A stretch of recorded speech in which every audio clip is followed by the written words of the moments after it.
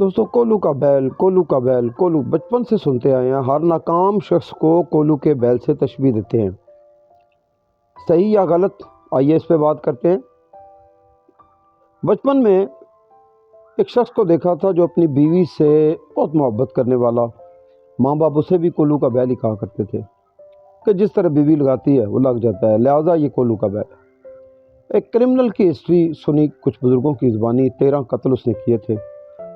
کہنے لگا جی کولو کے بیل کی طرح چاچے دی گل مندا سی، چاچا دن کو دن رات کو رات کے، لہٰذا اس تابع داری کے نتیجے میں اس نے 13 قتل کر دیے۔ ایک بھائی نے اپنے بھائیوں کی جائیداد پہ قبضہ کیا، اس کی بیوی پہ یہ الزام چلا گیا کہ یہ بیوی کا غلام ہے، کولو کا بیل ہے، لہٰذا اس نے اتنا برا کام کر دیا۔ میں نے ایک دفعہ دوستوں کولو کے بیل کو دیکھا، وہ چکر کاٹ رہا تھا، اس کی آنکھوں پہ پٹیاں تھیں، چھوٹا سا 10 سال کا بچہ، مالکان کا بیٹا کھڑا تھا چھوٹی سی ایک چھڑی لے کر۔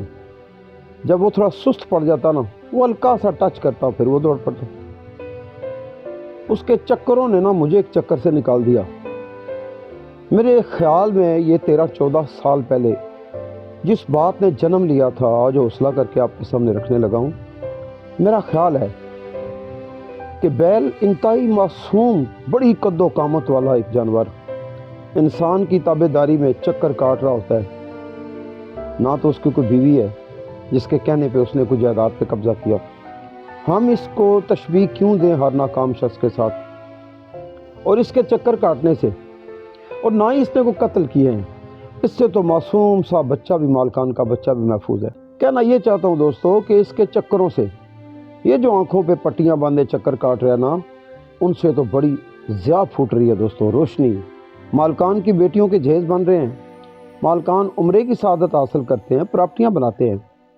میرا خیال ہے دوستوں اس معصوم کو ہر ناکام شخص کے ساتھ تشبیہ دینے میں ہم غلط ہیں۔